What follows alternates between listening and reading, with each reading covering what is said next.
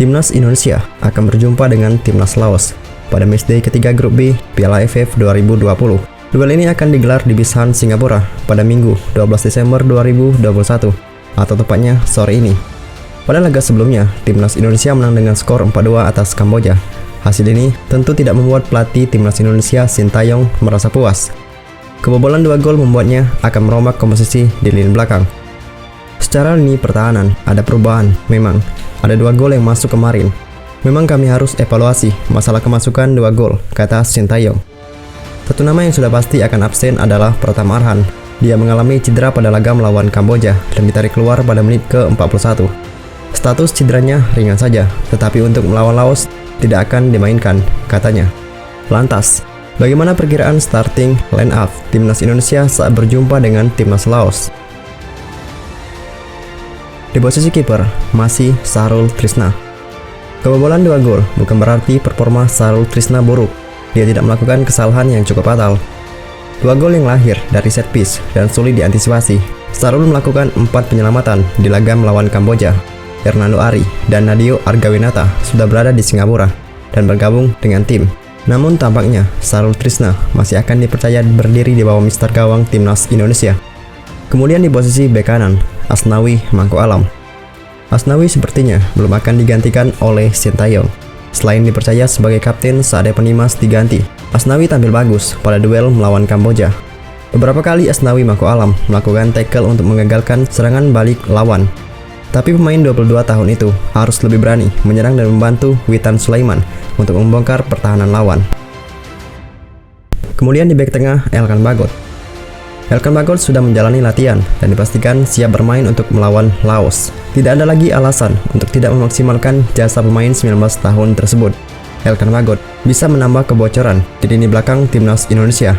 Laga melawan Laos sekaligus bisa menjadi pemanasan bagi Elkan Bagot jelang duel melawan Malaysia dan Vietnam di laga berikutnya. Kemudian rekan Elkan Bagot yakni Fahrudin Arianto. Fahrudin Arianto tidak masuk dalam line up Timnas Indonesia saat melawan Kamboja. Tidak ada keterangan resmi tentang kondisi pemain asal Madura United itu. Jika Ruji Utomo tidak cukup bugar karena benturan di kepala pada duel melawan Kamboja, maka Fahrudin Arianto bisa jadi opsi yang menjanjikan. Duelnya dengan Elkan Bagot diprediksi bakal cukup tangguh dan sulit tembus lawan. Kemudian di posisi bek kiri, Edo Febriansah. Pratama Arhan dipastikan absen saat Timnas Indonesia berjumpa dengan Laos. Ada beberapa opsi sebagai pengganti. Rahman Irianto dan Alfriandra Dewanga bisa diplot sebagai bek kiri dadakan. Tetapi memilih Edo Febriansah adalah opsi terbaik. Performanya di laga melawan Kamboja memang belum optimal. Dia masih tampak ragu dalam mengambil keputusan.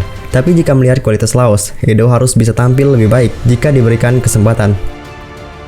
Kemudian gelandang bertahan Rahman Irianto.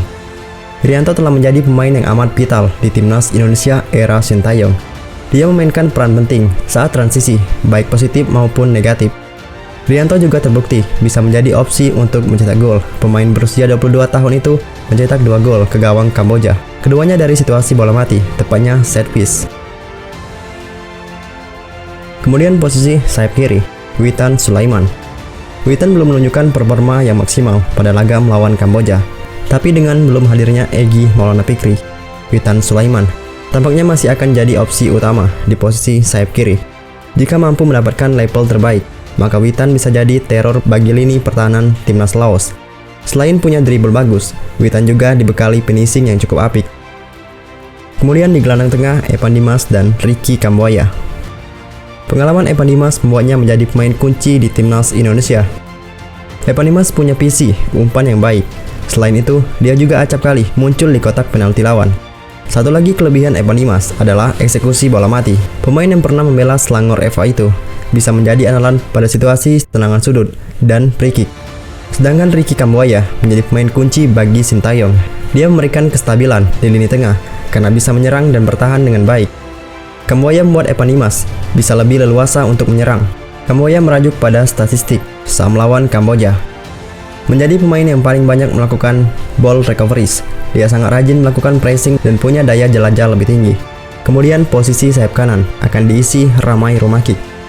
Pemain berusia 19 tahun ini tampil bagus saat masuk pada babak kedua melawan Kamboja. Rumakik mencetak 1 gol lewat gerakan yang sangat indah dengan tendangan keras kaki kanan. Jika dibandingkan dengan Irfan Jaya, Rumakik masih kalah pengalaman.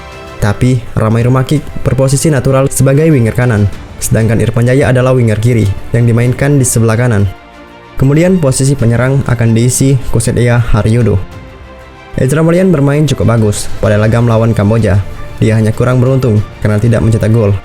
Di laga melawan Laos, Sintayong bisa mencoba Kusetiya Haryodo. Yudo dan Ezra tipe penyerang yang berbeda. Yudo dengan kengototan dan kemampuan dribble bisa jadi cocok untuk menembus pertahanan lawan. Yudo juga bisa dicoba sebagai bagian dari rotasi pemain. Semoga timnas Indonesia bisa memberikan hasil yang memuaskan saat berjumpa dengan Laos dan berapuh timnas Indonesia.